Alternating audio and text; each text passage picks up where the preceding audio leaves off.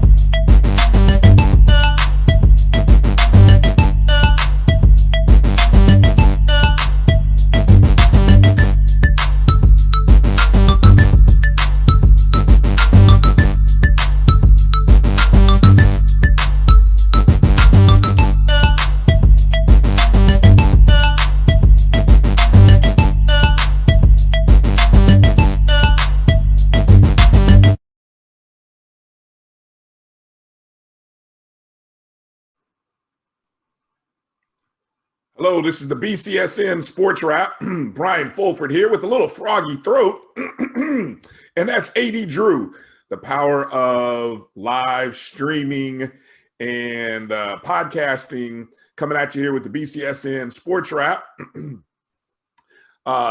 Drew. What's going on, Kermit? I appreciate you, man. I don't know why all of a sudden, as we say, roll tape, all of a sudden, I get the froggy throat. But that's the power of this medium. And look, we're going to keep it real in this episode because we got a good episode for you. We had a great conversation coming up here with Jake Brown, Coach Jake Brown, who's the general manager for the HBCU rostered team that's going to be participating in the basketball tournament. That's TBT for short. And, Drew, the interesting thing, whenever we do these things, things can always change. You got jokes today. Yeah. Well, look, we recorded this interview that's coming up that you're going to hear with Jake on a Thursday afternoon. All intentions were to run live with it, right? Or run it the next day. But, things come up. And one of those things that come up is a change in the coaching for this team. Originally, Sam Mitchell, former NBA player, NBA coach, a current NBA analyst, Sam Mitchell was all scheduled to coach this team, but we found out less than 24 hours after recording that Sam has a conflict between his job duties with NBATV, the NBA Finals, and when the TBT would take place for this HBCUnited team. So Sam is out. And so we scrambled to try to think, okay, what are we going to do? Are we going to try to edit stuff? Are we going to try to just play it? So you're going to hear, coming up after this short break in a few minutes, you're going to hear the full-length interview. We make a few mentions about Sam, but we didn't get too much into the woods talking about Sam, did we, Drew? No, I mean, it was maybe told of tidbits of, wasn't even quite tidbits of it once we looked at the edited version of it, but we went back and decided to run the full-length version. So there's only about 5 minutes or so that we would have had to chop off Sam Mitchell. But I think the things that we said about Sam Mitchell are important, not only for Sam Mitchell personally, but just in frame of reference to the TBT, so everybody can get a full gist of the conversation that we had. Right. Now, what's interesting is Sam himself, I don't believe, has any ties to HBCUs, but we do know that his ties with the NBA wanting to do things with HBCUs was a big probably selling point. Actually, Sam has done I know he's recently done a few things on the NBA TV level in the help of promotion for HBCUs. And so, they had a big special back in February that Sam was the host of, where there were about 4 people who spoke on a panel. And the one that sticks out in my head is Cynthia Cooper Dyke at Texas Southern. Right now, I can't remember who the male counterparts were on that platform, but I do remember her sticking out in my head. Right. So Sam obviously, you know, he, as you'll hear in the interview with Jake, was all gung ho to do this, and so, you know, probably any other year, if the NBA calendar isn't the way it is, he's probably doing this is finals week, not conference finals week. Right, exactly. So and the finals may be over with by now. You know, we talk about game 6, game 7 under normal circumstances. Exactly. So Drew and I, we racked our brains. We did what we do, and we said, let's come up with some alternatives. Let's try to give Jake. Is it the top 5? Coach, well, it's 5. I don't know. It's 5. It's a top 5 for us. What we'll call top 5 coaching replacements for Sam Mitchell. Okay, we won't put him in any particular order. We're not trying to say, hey, this guy should be over this guy. But you know what? I think it'll be an opportunity to kind of promote. Who knows? One of these guys may end up becoming a coach, and you know, we'll definitely try to tell Jake to kind of Coach Brown to kind of, hey, consider one of these guys. So let's go through our top 5, Drew, so then we can get into the interview. I'll let you start with number 1. The first candidate we have. Well, I don't even think you actually ordered the list up. All right, let me do it. Let me do this, and then I'll present the names. You talk about them, okay? I'll keep it that way. I remember the names. I'll present some of the names. Right, let's start off with somebody with some HBCU ties, Brian. And when I say HBCU ties, this person actually played at an HBCU. Was not in the MEAC, where most of these players happen to come from, but he played at an HBCU and has coaching experience. He coached in the Big 3, and he played at a school that's in the area, that being Charles Oakley, most famously of the Chicago Bulls and the New York Knicks. And of course, he went to school at Virginia Union. I believe, did he win a national championship with Union, one of those Union squads? That all right. I won't ask, but as you converse, I will Google him right quick. Yeah, so I didn't know he coached in the Big 3. I forgot about him coaching in the Big 3.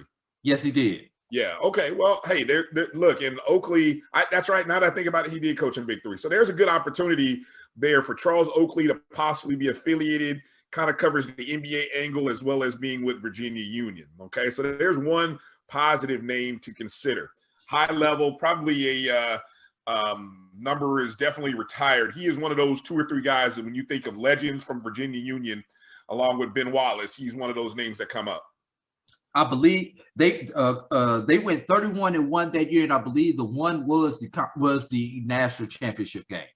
They did win the CIAA championship that year, being 1985. Okay, good. And he was Division II Player of the Year at Union. Okay, nice. Okay, let's go to number 2. How about Avery Johnson? Avery Johnson, Southern University grad, undrafted, went to the NBA, most famously known as the point guard on the Spurs I believe the first or second championship. He was the point guard for David Robinson, later Tim Duncan, replaced by Tony Parker as the years went on. But, you know, we remember Avery Johnson as just, we remember his voice, but just we remember his moxie as a point guard. Then he went into coaching, coached with the Mavs at first, when I think he took over for Don Nelson. Then I believe he went to the ESPN route. Then he went back to coaching with the Brooklyn or New Jersey Nets, probably New Jersey then. Then he went back to ESPN. Then he moved to the college ranks, where he coached at the University of Alabama, Roll Tide. So here's a guy who's had, well, yeah. I had to put that in there. You can't say Roll Tide without saying War Eagle on the opposite end. Yeah, Avery Johnson is a guy who has coaching experience, playing experience, point guard background. I think would be a great and strong HBCU ties. Right. All right, go to the next one, number 3. Speaking of HBCU ties, Brian, I don't think, well, I know definitely no coach on our list has more direct ties as far as coaching in the HBCU ranks. And you would be hard pressed to find a former NBA player who has coached longer in HBCUs than this person, that person being Leon Douglas. Leon Douglas played in the NBA for the Detroit Pistons. And does anybody remember where the Kings were in Kansas City, Brian? I vaguely remember them being part of the. I think I have a baseball card of somebody from the Kansas City Kings. I don't know who it was though. Yeah, I think they left Kansas City after either 84 or 85, so somewhere up in there, which tells you how long ago that was. But Douglas was a four-time SEC All-American. Was a All-American his last. Get to the HBCU ties. Where are his You mentioned HBCU. I'm getting to the HBCU ties. Okay, let's get to the college ties first. Okay, I'm sorry. Go ahead. Anyway, he played on the 76 Pan American team. That was the other team. That was the team not coached by Bobby Knight after the in the Olympics. Played 10 years overseas. HBCU ties. 2 years at Stillman, 8 years at Tuskegee, and another 4 years at Miles. Okay. All three stints were as head coach. Okay, so head coaching experience now. NBA playing experience, international. When was his last? Where was the last post? Where was the last post? Where? Miles in 17. He finished at Miles in 17. Okay, so it wasn't that long ago. So okay, he's 17, 18. I believe it was 17, 18. Okay, all right, good deal. Leon Douglas. Okay, let me go to another name here. Now, this name is I'm gonna say from a blue blood program, but he recently coached at an HBCU. I'm talking about George Lynch, University of North Carolina. George Lynch, one of the retired names, a first-team All-American at UNC, played for 5 different teams in the NBA. Lakers, I believe, is who drafted him originally, but probably more well-known for playing on the Sixers with Allen Iverson on that team that went to the NBA Finals. Maybe you don't know that George Lynch coached, got into coaching on the bench with Larry Brown, I believe, at Southern Miss. Then did an assistant coaching job. Methodist. I'm sorry? That was Southern Methodist, Brian. Southern Methodist. What'd I say? SMU, right? Southern Miss. Oh, I'm sorry. No, you said Southern Miss, though. Okay, SMU, Southern Methodist, right? Good catch. Then he did some time in the G League as an assistant coach, I believe, for a year. Then he took over as the head coach at Clark Atlanta after Darrell Walker left to coach Arkansas Little Rock.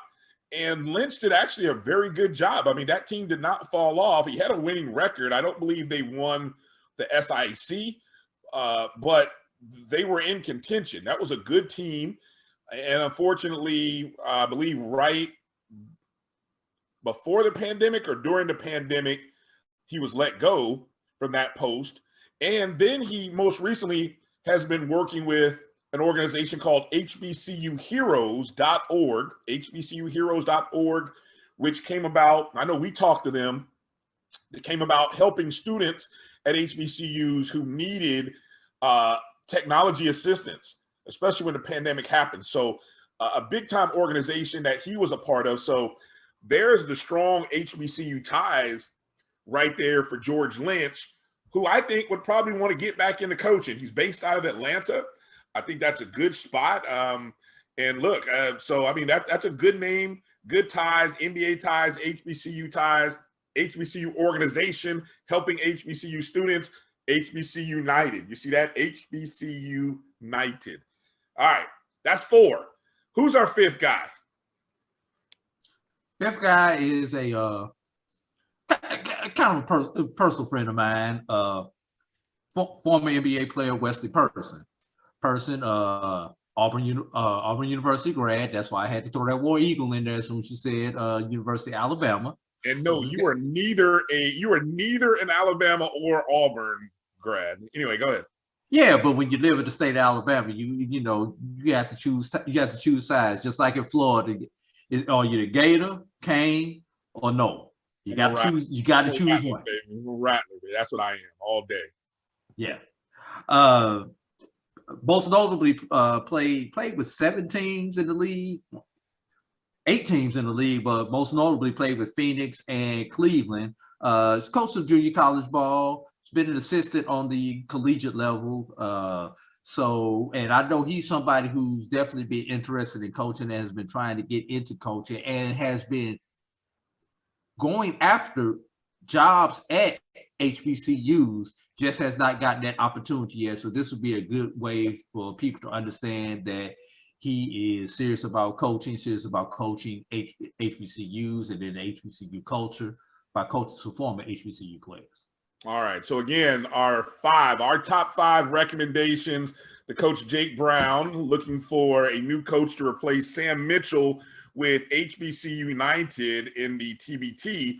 We've got Charles Oakley, Avery Johnson, Leon Douglas, George Lynch, and Wesley Person. So who knows? Maybe one of our 5 candidates might make it, or it could be somebody else. I know there is a special name out there that you'll hear in this interview. We'll tease it. I won't mention it, but there is a special name that I know Jake is really trying to get. So you have to listen to. And he's trying to get him on the roster to play, not to coach. But he may actually look for him to coach. Just saying, might be a player coach. Player coach. There are also player coaches in the TBT. Exactly, might be a player coach opportunity. So right, that we'll see how that goes. But you'll find out who that. And Bryan, hold on, you're stepping over my. Let me talk. Go ahead. Go ahead, Drew. Go ahead. You're stepping over the intro. Go ahead, talk. Go ahead. All right. So what I was saying is you're going to find, I'm trying to set the tease up, Drew. You'll find out about that coming up here in just a moment, right after the commercial. Drew, what do you got? Bryan, we may not have a top 5 with this list that we put out, but we definitely have a starting 5. When you look at the players that these 5 candidates played when they were in the league. You've got Leon Douglas at the 5. You've got Charles Oakley at the 4. You've got George Lynch at the 3. You've got Wesley Person at the 2. And you've got Avery Johnson at the point. Wow. Well said, Drew. Well said. And I'm going to leave it at that note. When we go to this break, we come back, you're going to hear from Coach Jake Brown, who is the general manager for HBCUnited, participating in the TBT, a team roster made up of HBCU players. Find out more about how this team came about. Find out about the players on this team and how Jake put them together. Of course, you're going to hear a few mentions about former coach Sam Mitchell. Note, former. And we just gave you some possible candidates. Find out, who might be next. So all that's coming up after this commercial break. Thanks for watching. Stay tuned. Like and subscribe to HBCU Sports Wrap, the BCSN Sports Wrap, excuse me. Bryan and A.D., I'm all over the place, messing up all kinds of stuff here. Let me get out of here and go to break. Coming back right after the break, Jake Brown, BCSN Sports Wrap. We'll be back right after these words.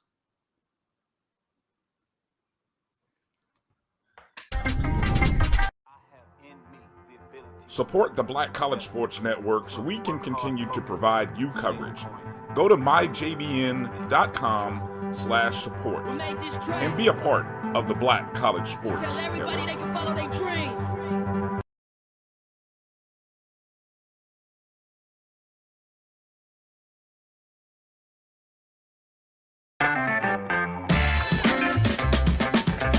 Your ad could be ran here. myjbn.com/support. myjbn.com/support for more information. Thank you guys for what you do for HBCU athletics. This is a fantastic avenue for all of us. This is our ESPN, so we love what you guys do. Bryan, A.D., Roy, all you guys at BCSN. We really appreciate what it is that you guys do for us.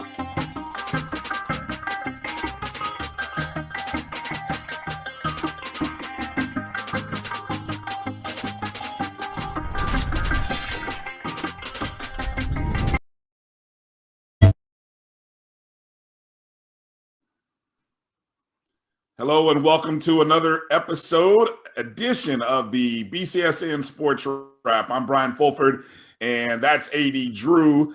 And Drew, we're getting a chance to kind of talk about the sport that is nearest and dearest to our heart, and that is the game of basketball. Without a doubt, you as an official and a coach, and I've spent some time coaching, and our special guest is Coach Jake Brown. First off, he's an assistant coach and recruiting coordinator at Howard University. So first off, we say, Jake, welcome, or Coach, welcome to the show. Thank you. Thank you guys for having me. Really excited. And the reason we have Coach on the show is because the HBCUs will be represented in the basketball tournament. I can't just, it's just the basketball tournament, TBT. Drew, you're familiar with TBT, or how about this? You're familiar with summer basketball as an official, officiating many games during the summer.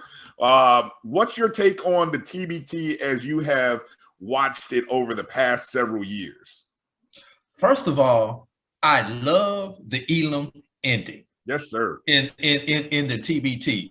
Okay, we play ball. It's the best of both worlds. You play ball on the clock for 3 quarters, and then it gets to street ball. You know, you in the park.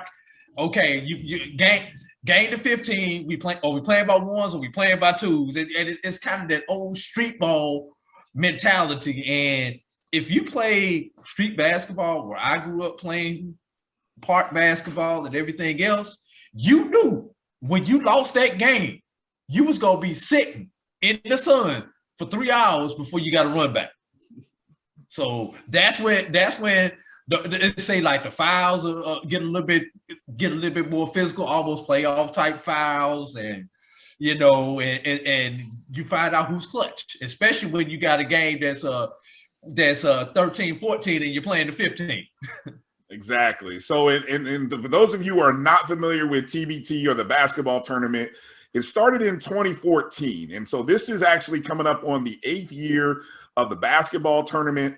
And essentially what it is, it says it is what it says it is. It is a summer basketball tournament, single elimination. There's no pool play, and there's no seasons and all this other stuff that's going on with all these summer events and summer leagues and all this other stuff. No, it is one game, winner take all. And what's even a little extra juicy for it, this tournament, is that there is real cash money on the line. So players and coaches, they split the money up, divide it up however they want. I think in the initial year, the cash prize was like $500,000.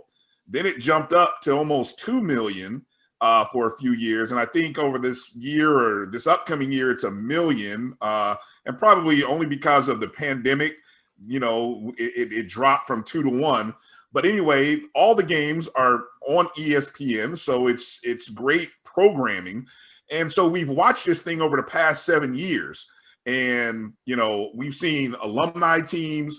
We've seen teams put together probably at the last minute. We've seen teams put together that are sponsoring various causes. And now we actually have an HBCU team, a team coached and made up by players who have graduated and played at HBCUs. And so, Coach, why don't we start, before we kind of talk about the Elam ending and all the great pluses about the TBT, why don't you kind of tell us let's start with you. How did you become involved with TBT? I mean, you've got a lot on your plate as the recruiting coordinator and an assistant coach at Howard. How did you get involved in putting together this group of young men that are going to be representing HBCUs in the TBT? Yeah, so it all started probably in November of this past year. I got a call from one of my former teammates who's the head of sponsorships with the TBT.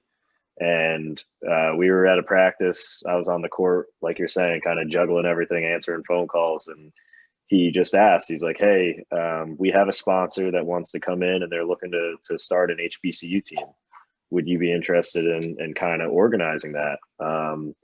And I said yes. And this was, like I said, in like November. And I hadn't heard anything for 3-4 months.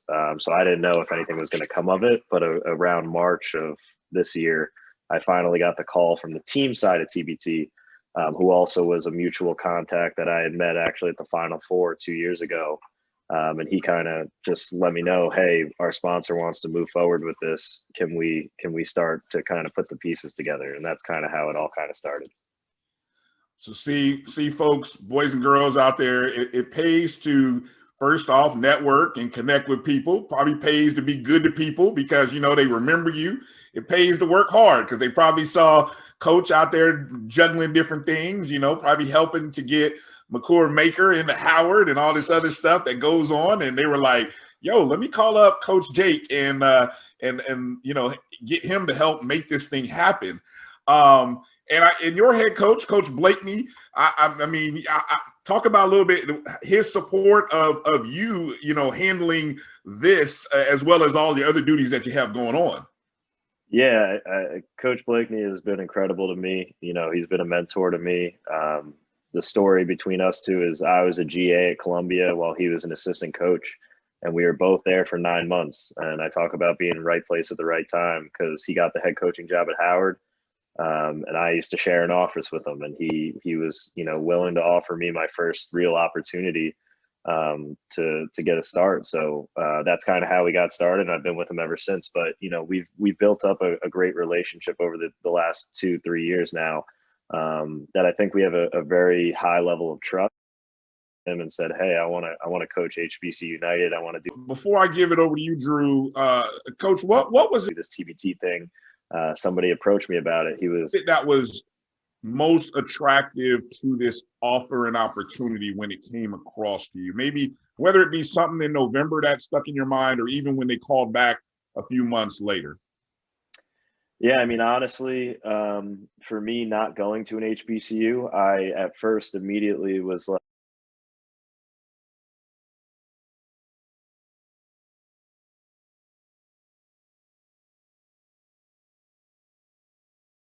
to kind of start building this thing. It kind of got to the point where we had something special. We had our team going that I was like, you know what, this is a great opportunity for myself, but for Howard as well, and everyone around our program. And it kind of just stuck with me. And I've always wanted to be a GM. That's been my goal and my aspiration to be an NBA GM. And this was kind of the perfect stepping stone. So I figured it's an opportunity I can't turn down, and I'm still representing Howard and HBCU. So I'm just really grateful and excited for this opportunity. All right, Drew. All right, Jake. Now, obviously, you've been coaching basketball for a while. You're head coach of your team, Sam Mitchell. How do you get Sam Mitchell to sign on to be your head coach? That's number one. And then number two, you know, I always tell everybody the toughest move you make is the 18 inches from chair 2 on the bench to chair 1 on the bench as assistant coach to head coach. Well, for this tournament, you skipped that whole seat and went straight to the front office. So tell us about just kind of how you feel about that transition also. Yeah, so one, Sam has been incredible. I found out through the TBT and some people at the TBT that he was interested in coaching, and I was able to connect with him. And our first call, he was just like, are you offering me this position? And I was on the opposite end being like, are you telling me you want to do this? Because I thought, like, I'm calling you trying to get you to be interested. And he was like, oh, I'm 100% in. I'd love to do this. And then his mind immediately went to the budget and how do we get these guys and what's the right way to do this. So he's been great. You know, we contact, you know, a few times a week. We talk to each other to kind of update each other on what's going on and all that stuff. So he's been really good. And like I said, looking forward to getting him on the show. To the second point, like I said, my goal has always been to be a GM, an NBA GM. And I'm not that old, so I'm only 26. So I don't have a ton of experience. I've been coaching since I graduated college. I was coaching while I was in college. While playing, I played in college, but I was coaching during the summer at AU events and things like that. So you're right, though. Sliding up those 18 inches, whatever it is, to becoming a head coach is a very difficult thing to do. And like I said before, I think it's a little bit of right place, right time, and networking and just knowing people. And I looking back on it, who would have thought my teammate from college 6 years ago would be head of sponsorships for the TBT? And he's the one that's being tasked with finding a guy to run this HBCU team. And then the other side of it, if I wasn't with Coach Blakeney last year or 2 years ago, I wouldn't be at an HBCU. So it kind of all comes full circle. Right. Again, the team name, HBCUnited. Let's make sure everyone had that clear. HBCUnited. On Twitter, at HBCUnited TBT on Twitter. Also on Instagram. Are we doing Instagram and all the other social media, I'm sure? Yes. Instagram, same handle, HBCUnited TBT. Right. And that's one of the big things that I think has been really great for this tournament in terms of they've really invested not only in the social media, but they've given teams professional designs. You can see the great artwork there on your chest for the TBT. Major sponsor, Puma, came on board, I believe, a couple of years ago, if I'm not mistaken, to supply uniforms. They've got first-class artwork for a lot of the teams, even the HBCUnited basketball club, great design. So, I mean, all of that working to create a first-class group. Now, let's talk about the formation of this team because, and you hinted at it a little bit, but there were, if I read the website correctly, there were, this is only a 64-team field. There were, I believe they said 1,000 applicants, 1,000 applicants. So, I mean, that's pretty special. The fact that, of that 1,000, they pared it down to 64 and they brought in a new team. Do you know how many new teams are in this year? And maybe talk a little bit about how, if you can maybe go and expand a little bit about how this thing came together once you got the final word, if you could. Yeah, so I don't. And shout out to E&J for those great Friday homecoming evenings that while we were on college, Drew, when we were at FAMU. Of course, we were over 21 when we were. So those Saturday mornings were hard also, though. Yes, Saturday mornings were hard, but thanks to E&J, we were there to make it through to the homecoming game and all the activities. So shout out to E&J Brandy. And so that's how the team. Let's talk a little bit about the roster. Now I'm gonna, it's been published already. Shout out to Steve Gaither, HBCU Game Day, for putting this together. The actual sort of the background, and of course, as we mentioned, Coach Sam Mitchell, who was not only is he currently an NBA analyst, you can see. Look, one of the people I really enjoy listening to is Sam. If you're not listening to Coach Sam Mitchell on whether it be NBA radio, NBA TV, whenever he gets a chance to talk, I turn my radio up a little bit because there is always insightful knowledge about the NBA whenever he is talking. And I mean, it's real. It's like real talk. And so it's great that he's found a role, but I always hear that coaching, and I always, Drew, when you hear certain people talk, you hear a coach, but you hear a coach that coaches with a little bit of common sense and keeps it real. And whenever I listen to Sam, that's what I hear. And so, obviously former player, played for my Indiana Pacers, by the way. Shout out Sam Mitchell. I always got to give a shout out to the Pacers when I can.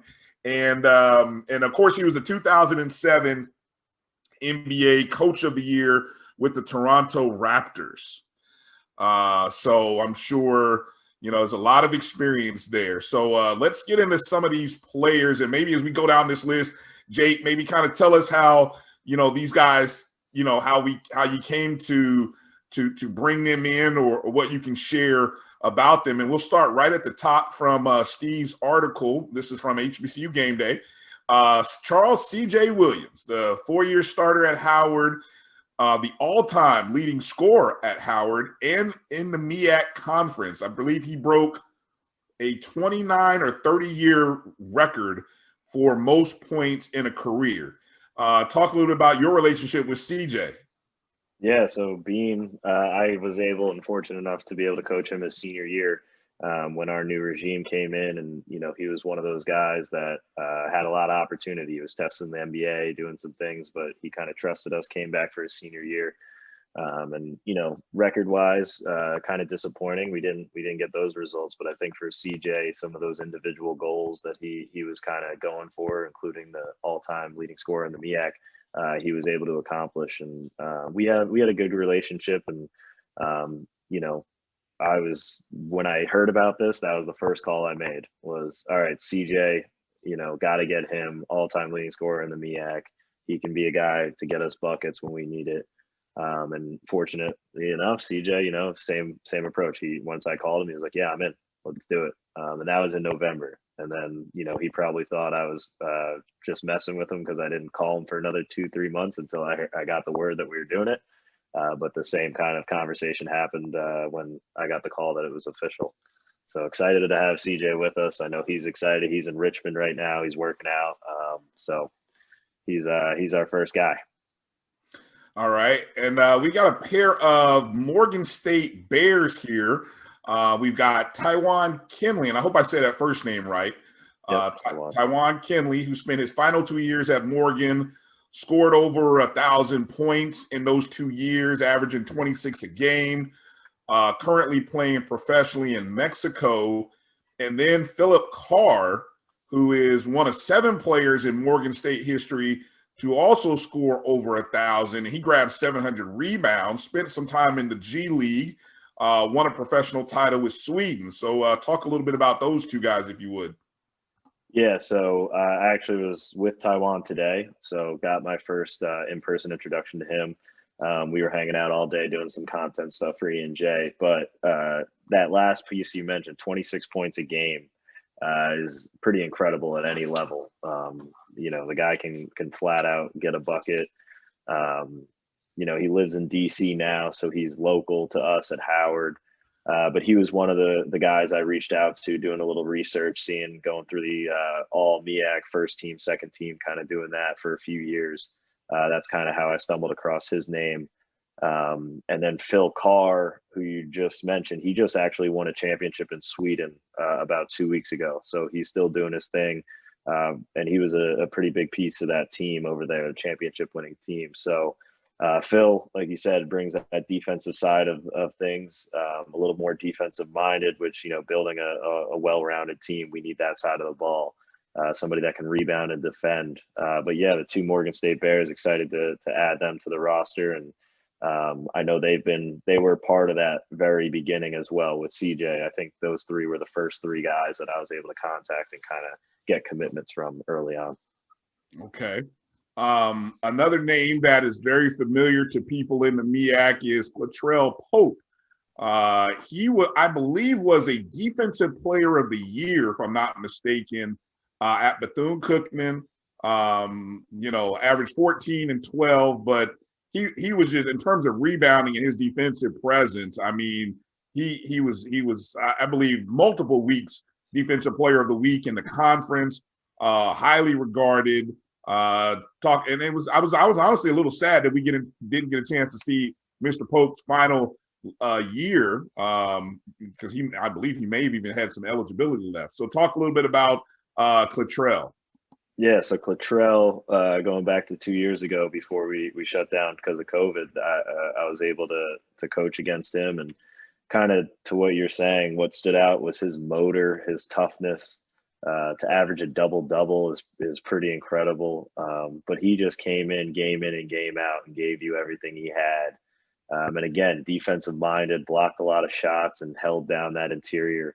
And for us, honestly, if you look at our roster, there wasn't a lot of size at first. So he was one of the late additions to get some size, get somebody defensive-minded to kind of add to that side of the ball. So again, really excited about Latrell, and we spoke again today, and I know he's looking forward to the opportunity as well.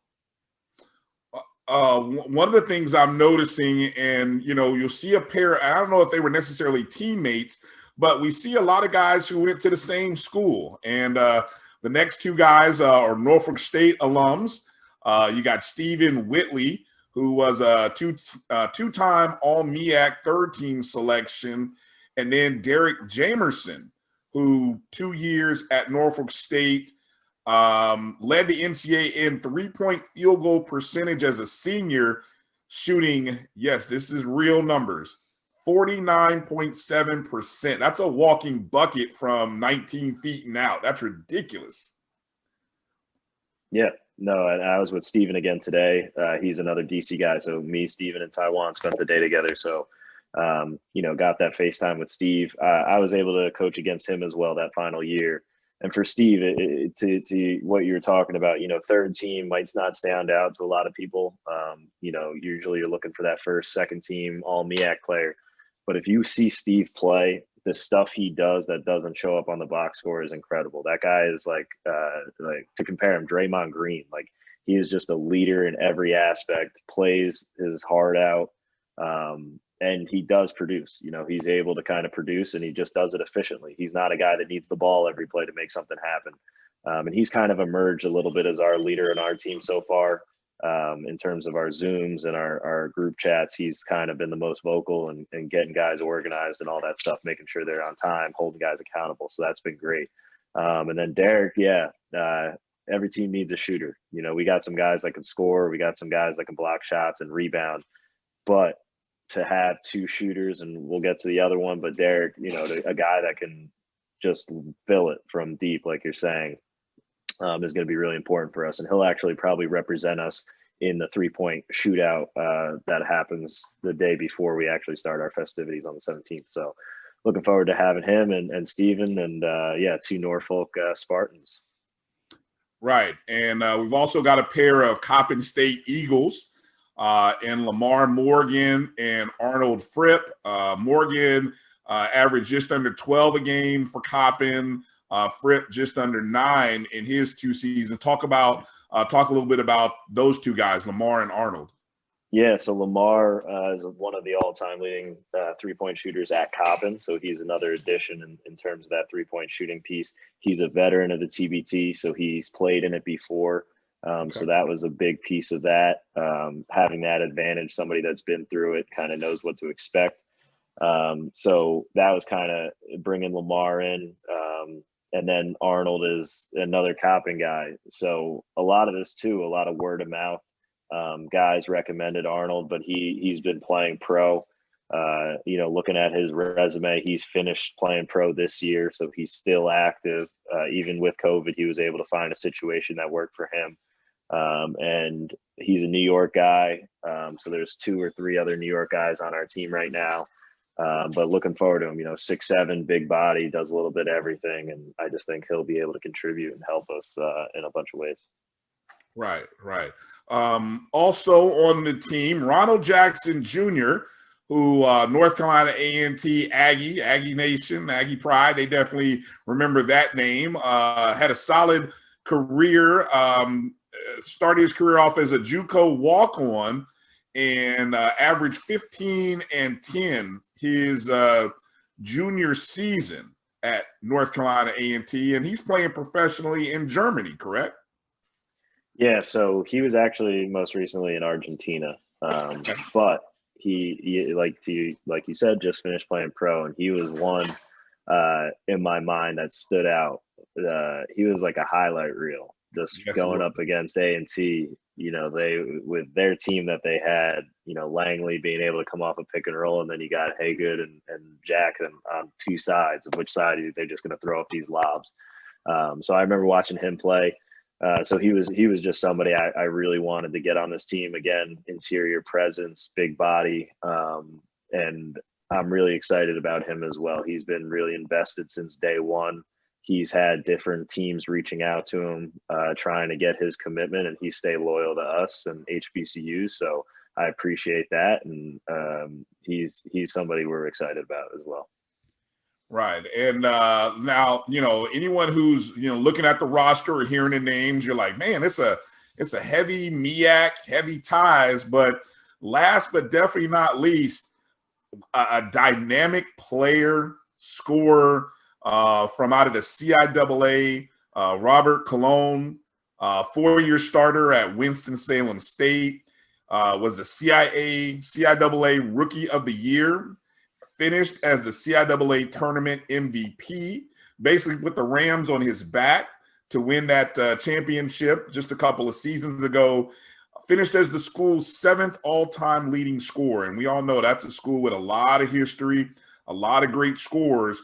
So, I mean, that just tells you got Mr. Colon coming in. Talk a little bit about him and what kind of dynamic he brings to this roster.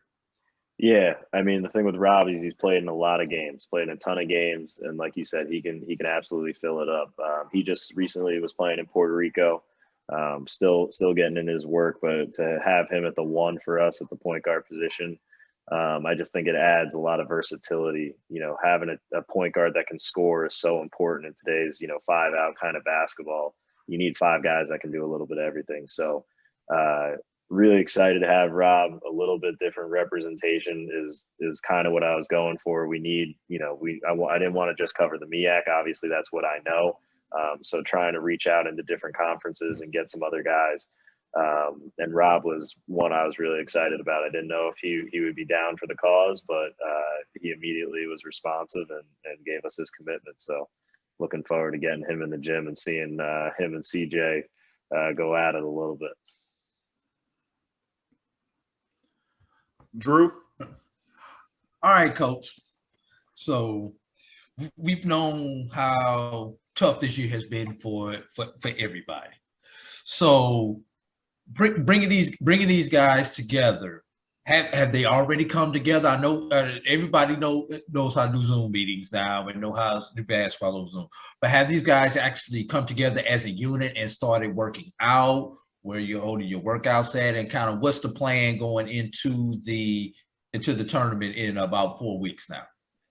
Yeah, so unfortunately, our guys haven't been to get together. We do have some geographic, population in New York. We have 3 guys from New York, 2 guys in DC, a guy in Florida, North Carolina, Michigan, and in Jersey. So we kind of are able to kind of pot them up, but it is tough. Like I said today, Steve and Taiwan spent some time together. They're in DC. I know the 4 guys in New York, they're working out in gyms together. But yeah, really the plan right now is just to have a mini camp the 3 days leading up to the tournament, the 17th through the 21st. So we'll have our mini camp the 14th through the 16th of July. Hoping to have it at Howard University. We'll have all the guys fly in. Hopefully we can get them here early, just so they can spend some time without coaches, getting to play with each other and kind of getting to gel. And then we'll hit the ground running with that 3-day mini camp. But I think the big thing is, it's a little different. You're playing for a lot of money. So you have no excuse to not bring your A game, because you know what you're playing for. It's not just to win the game, or it's not you get a T-shirt or a medal. Like you're playing for $1 million. And that can change people's lives. So I think all these guys understand that, and they're kind of going to come in and give it their all. Yeah. Well, it's good that you guys are going to do that at Howard University, because I think you know what the keys are to the gym over there, to Bird Gym. Yeah. Howard. I think you got to see the keys. Yeah, it makes it a little easier for me. Yeah. If you don't mind, I'd like to step away from the TBT for a moment and ask you about some general NCAA basketball questions. And first of all, I'd like to start off with your own university. Tough season for you guys last year on the men's side. Women were excellent. Shout out to the Lady Bison. They had an excellent run going into the MEAC tournament. But the men challenged with injuries, COVID, and some other things. Then you had the hype around McCool Maker. He obviously made the decision to test the waters in the NBA draft. So if you could give the fans an update about what's happening with him, and just kind of talk about last season and the trials and tribulations of last season. Yeah, so McCool actually just finished playing in a game in the Combine. So he just played his first game and did very well. Commentators were talking about how he kind of impressed people because, to your point, no one's really gotten to see him. He has a small sample size of film and all that stuff. So to get to see him play live and get to see him kind of make some of those plays we know he can make, I think it's really impressing some people. And then in terms of us, it was an unfortunate year. The build up leading up to it, there's high expectations, but obviously the medical stuff was really important, and we can't, we're in this for our student athletes. So if we're serious about it, we got to make the call to shut the season down if it's in the best interest of our guys. And that's kind of the way we went. So no real regrets there. But this year we're back on campus. Guys are taking summer classes. As of last week, we moved in. We got an exciting team this year again. We got some big name transfers. We got some incoming freshmen, and then we got our returners. So we're excited about this year as well. We think we got a really solid team, and we're ready to compete.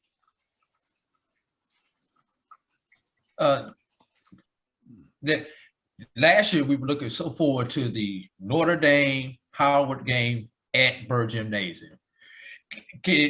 Are we just kicking the can down the road to the 2021-22 season, or is that something that kind of was lost in the moment in time?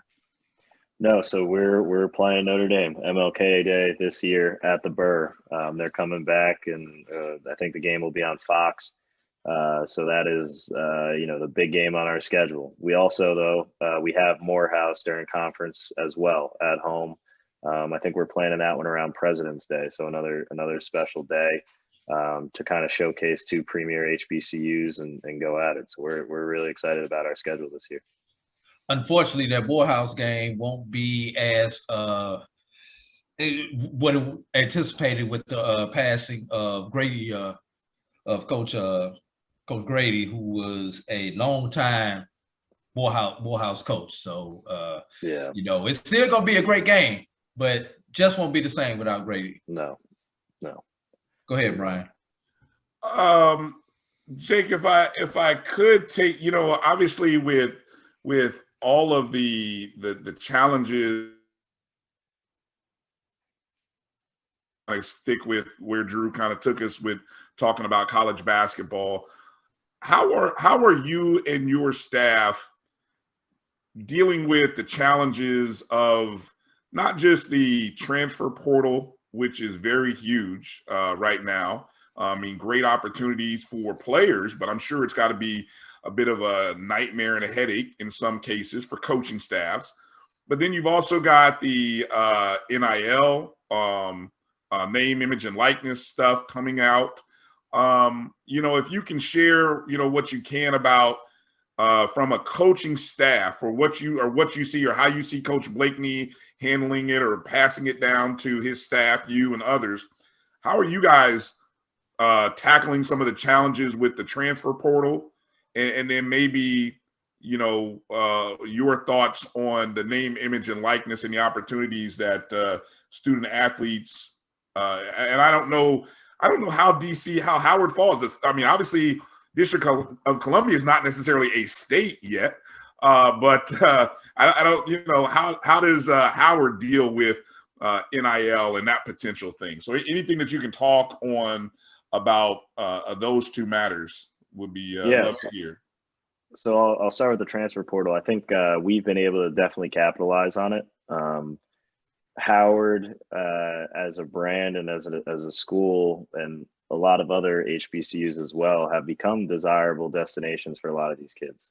When they enter the transfer portal, they want to go to an HBCU. Their coaches are saying, "Hey, this guy, the student athlete's only looking at an HBCU." So that's definitely helped us. At the same time, to your point, there's over 1,000 kids in there, so it's hard to kind of sift through who's who, what's what. But I think we were able to capitalize. We took 2 kids early that there's 3 on staff now that were at Columbia at the time that coached them. So we were able to see them live, spend a year with them. They entered the transfer portal due to the situation in the Ivy League that they had to leave. So we were able to take 2 transfers from Columbia that we're really excited about. And then we were able to get the third leading scorer in the transfer portal from Jacksonville, Dontarius James, who averaged 18.5 a game in the A-Sun at Jacksonville. And that was, he wanted to go to an HBCU. So when we were able to kind of get that information, we were able to kind of get the deal done. And then on top of that, it is a juggling act. Do you bring in freshmen? We are a young team. Everyone gets a year back, and we still have 8 or 9 freshmen and sophomores. So we are really young. But we think we have a good mix of older veteran leadership and then our young guys that have a lot of promise. In terms of a name, image, and likeness, again, I think Howard is the perfect university, and not only Howard, but other HBCUs as well, to capitalize on it. If a big name like McCord were to make this decision, unfortunately he was a year early, but if he were to make this decision this year, he had 54,000 followers on social media prior to his commitment on July 3rd. When he committed, that following jumped 60%. So he gained nearly 37,000 more followers, put him at 90,000 followers. And the metrics they talk about with name, image, and likeness, for every 1,000 followers you have, you can make $10 a post, right? So with 90,000 followers, you can make close to $900 a post. You do that 4 times a month, you're bringing in a good change of money for yourself. And that's just McCord. He's a little higher profile than some of the athletes we've had, but for all our guys, what Howard and what we've done is we're finding the best third-party kind of software or institution to kind of come in and help us just give our guys knowledge more so than actually give them opportunities. So whether it's financial literacy courses, mental health stuff, but also giving them name, image, and likeness metrics to know their brand value through social media, or know how much they can go to the negotiating table with to kind of give a deal and sponsorship. So we've had a few pitches from different institutions. We're close with 1 or 2, as I'm sure most institutions are. But I think the brand of Howard does so much for our student athletes, just as much as our athletes do for the brand. So it's going to be an exciting few years for us to kind of figure it out, because no one knows, no one's done it before. So we're going to have to figure it out and kind of go from there. But when we do figure it out, I think it'll be a really, really great place to be. Yeah, that's I'll tell you, it's a lot that you coaches are having to deal with. I mean, it's no longer just pitching to moms and dads. You have to help organize potential marketing strategies, or at least put them in touch with people who can, and then the transfer portal. I mean, what a tremendous job that you guys have in front of you on an everyday basis. Let me bring it back to the HBCUnited team and the TBT, just to let people know sort of the schedule, so you all can write this down and keep this on your calendars. The team will be playing now again, this is a 64-team field, so very similar to what we're used to with the NCAA tournament. Okay, and each of the 4 regions is seeded 1 to 16. The HBCU, I'm going to say we. I almost said we, but I got to say we, because I'm like, oh, this is going to be my team. So I'm going to say we. HBCUnited is in the West Virginia region, which the games are from July 17th through the 21st at the Charleston Coliseum and Convention Center in Charleston, West Virginia. We actually play July 18th, 2 p.m. against Armored Athlete as a 13 seed going up against a 4 seed. Armored Athlete has been in this tournament, I believe, every year since its inception. They've got a 13-6 overall record, so they're coming in with games and experience under their belt. I mean, let's be real. How do you manage the challenges? What do you think, as you and Coach Mitchell have talked? What sort of messages do you try to get across to your guys in a 1-game winner-take-all scenario with a team that just coming together? There's no outside scrimmages and things like that that are on the table for you, at least right now. Well, talk a little. What are some of the challenges, or how do you put this together to have a great first game? Yeah, so I talked to Coach Mitchell about this, and his message is kind of what I said before. He's like, "Look, I don't need to draw up 1,000 plays. I'm going to these guys and just saying, there's $1 million on the line. Like, you guys are playing for something more than whatever I'm telling you." So I think that's the motivation right there, is knowing that there's a lot of money on the line. But I think at the same time, and I've listened to our guys kind of voice this in our calls and via messages, is that they're going out there to put on for HBCUs. They want the same respect that all these other teams are getting. And they think all it takes, you win one game, next game, you win again, and then you're hot, right? You look at the Phoenix Suns kind of deal, like going in with an underdog mentality, but our guys are hungry. And I think that if we can pull it off one or two, and once we get to that point, I think we have the best shot of winning it. So we're going to give our best foot forward our first game, and like Coach Mitchell says, like, you're playing for money at this point. This is big boy ball. Like, this isn't, so they're excited. See what I mean? Coach Mitchell, keeping it real. That's exactly the kind of message I would expect from Coach Mitchell. Like, look, I shouldn't have to motivate you guys because you know what's at stake. Some money's on the line. Come bring what they say. Bring your own juice. Let's go. Yep. All right, Coach. Got to ask you this. What are our team colors? Number one. Where can I get some gear at? Number two. And for the average fan, if they wanted to support the HBCUnited, how can they support you guys? If that, I don't even know if that's even allowed with the TBT. I hadn't researched it that far into it. And where can we watch, or can we go live if the venues are open? I know that's a lot to ask. So the first thing, to where you can get merch online, tbt.com. They have a teams tab. You can go to our team profile, and there's our link to our team store. So you can get all your merch there. To support, you can come to the TBT game. So we'll be open to the fans and the public. So if you're in the West Virginia, Charleston region, you can get tickets and you can come support, which will be good. And then what was the third one?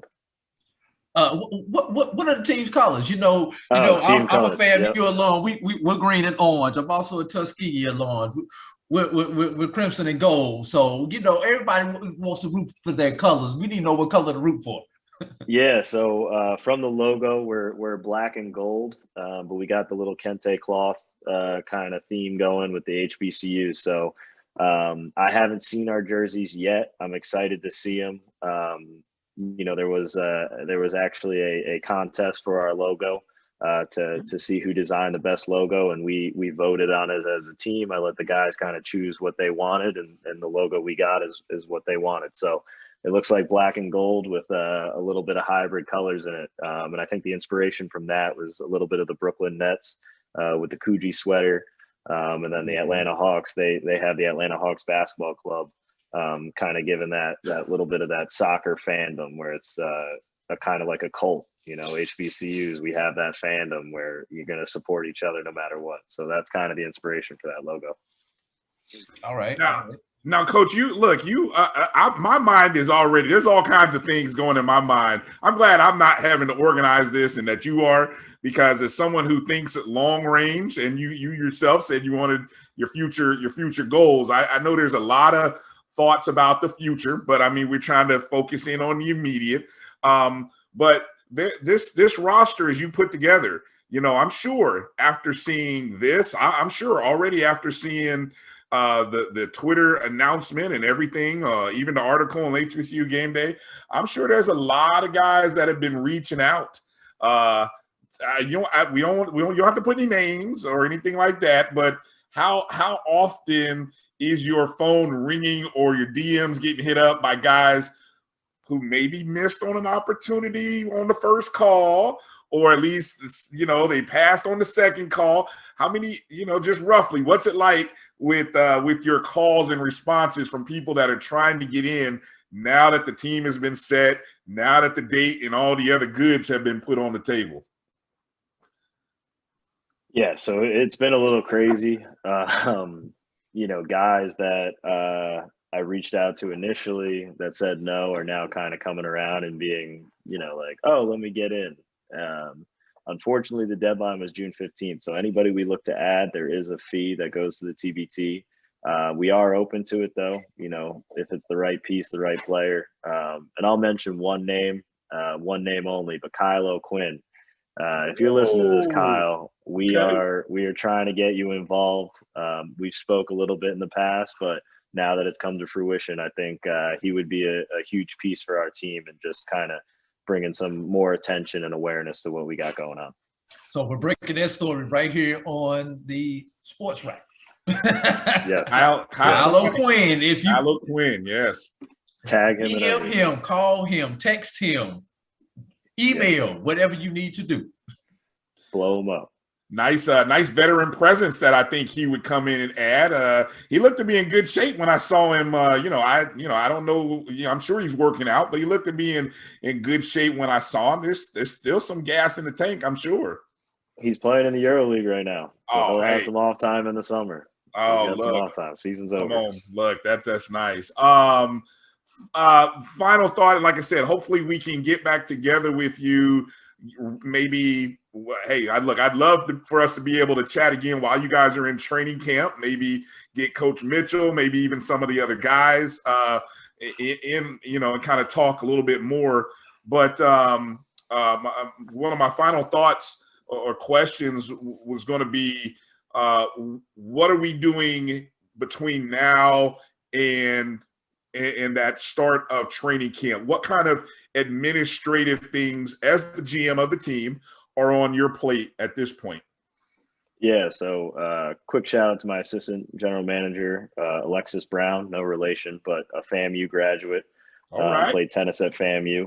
But the two of us right now, what we're tackling is we got to get hotels, we got to get food plans situated, we got to get travel logistics. So like I said, we got guys flying in from all over the country, so we got to get their travel plans, get their itineraries ready. Some guys got special dietary restrictions. Some guys have different dates and different things that have come up, whether it's a wedding or a special event that they might need to miss a day or come in a day late. So that's primarily what we're working on. I'm still working on the roster construction. You know, we got our 10 guys, we got our 10 committed guys, but there might be room for one or two more.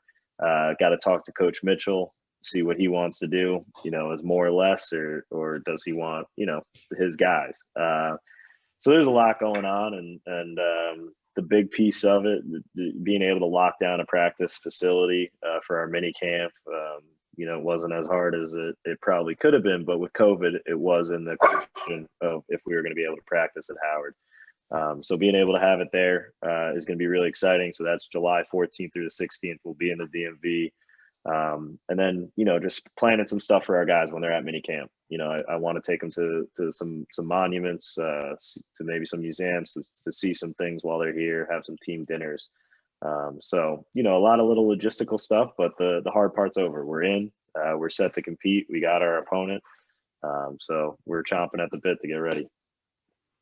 Well, we know you're in good hands. We know you're in good hands because you got a Rattler helping you. So, I mean, look, it's done. It's done, Coach. You're in good hands. You're in good hands. She's great. She's great. She's crushing it. My last question, Coach, is who is the associate GM that we see walking around in the background there, the four-legged GM? Yep. So that's my 1-year-old dog. He's a 90-pound Newfoundland poodle mix. But that's my associate GM. Well said. All right. So again, just to remind people, HBCUnited on Twitter, Instagram, all over social media at HBCUnited TBT, and they will be playing in the West Virginia region. That's in Charleston, West Virginia, at the Charleston Coliseum and Convention Center against Armored Athlete. It's a 4 versus 13 matchup. We're not going to throw any jokes about them seeding us as double digits, but, we used to that. HBCUs, we used to be in double digits in tournaments, but we know we can get wins. So, we've seen that this past year. we know we can get a win. The game will be July 18th, 2 p.m. Eastern time, and the games are on ESPN. So, I don't know if that means the main network or 2, 3, or whatever, but you'll be able to watch them on ESPN and the ESPN family. So again, that's July 18th, 2 p.m. But we got a little bit of time. Make sure you're following HBCUnited TBT on Twitter, Instagram, everywhere else. Coach, any other shout outs or plugs that you want to give? No, I mean, just shout out to my guys that, played their college ball at HBCUs and are doing this to represent not only their schools, but HBCUs. And, they're putting it all on the line. They want to win it more than anyone. So hopefully we can go out there and have a good representation. Well said. Congratulations to those young men again. Just one more time going down the list: Charles C.J. Williams, Tywan Kinley, Stephen Whitley, Latrell Pope, Ronald Jackson Jr., Philip Carr, Lamar Morgan, Arnold Fripp, Derek Jamerson, and Robert Colon. So that's the roster as of today. And Kylo Quinn. Hey, Kylo Quinn. Somebody tell Kylo Quinn, return a call, please. Kylo Quinn. So that'll be it. All right. So for Coach Jake Brown, we thank you for coming on. We look forward to following you, and good luck in the upcoming weeks. And we know we'll be rooting you on, and hopefully, like I said, we get a chance to talk again in a few weeks when you guys get to training camp.